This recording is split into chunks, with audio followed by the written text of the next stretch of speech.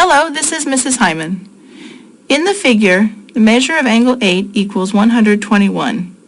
Find the measure of angle 3 and angle 1. Tell which postulates or theorems you used. Angle 3. Well, we need to find angle 3, which is right here. And we are given that the measure of angle 8, which is this angle right here, is 121 degrees. So I'm going to label that so we know what we have so far. Okay, now angle 3 and angle 8 are congruent. So angle 3 is congruent to angle 8. And the reason that they are is because they are corresponding angles. They're in the same position below the lines that are parallel and on the same side of the transversal. So that's the corresponding angles postulate.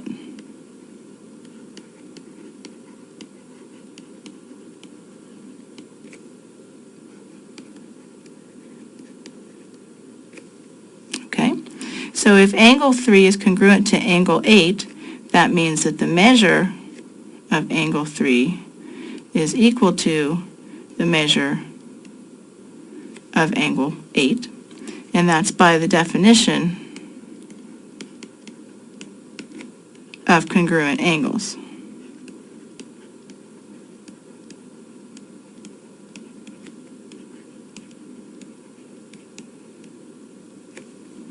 So if the measure of angle 3 is equal to the measure of angle 8, and we know that the measure of angle 8 is 121 degrees, that means that the measure of angle 3 is equal to 121 degrees, and that is just by substituting in what we know.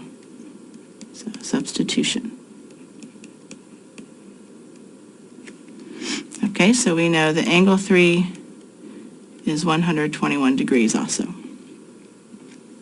Angle 1. Well, angle 1 is up here, and we have to find the measure of angle 1. Well, we know that angle 1 and angle 3 are vertical angles, and so those two angles are congruent. So angle 1 is congruent to angle 3, and that's by the vertical angles theorem.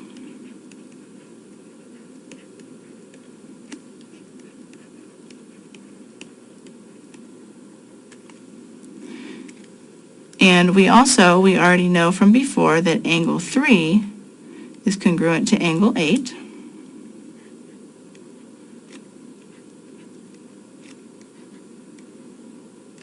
And again, that's by the corresponding angles postulate. Oops.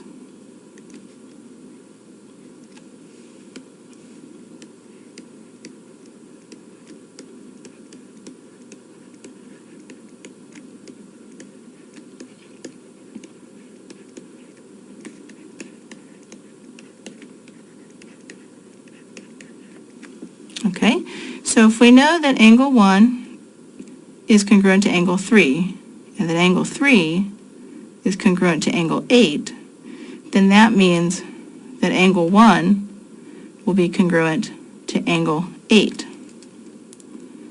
Angle 1 is congruent to angle 8, and that's by the transitive property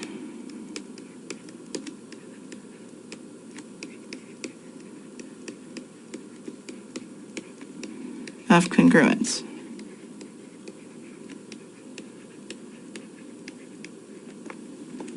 So if angle 1 is congruent to angle 8, that means the measure of angle 1 has to equal the measure of angle 8, and that's by definition of congruent angles.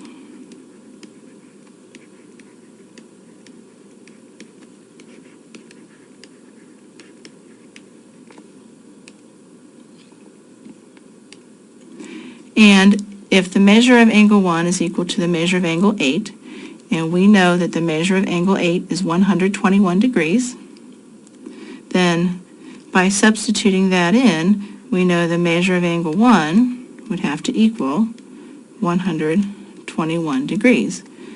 So that is by substitution.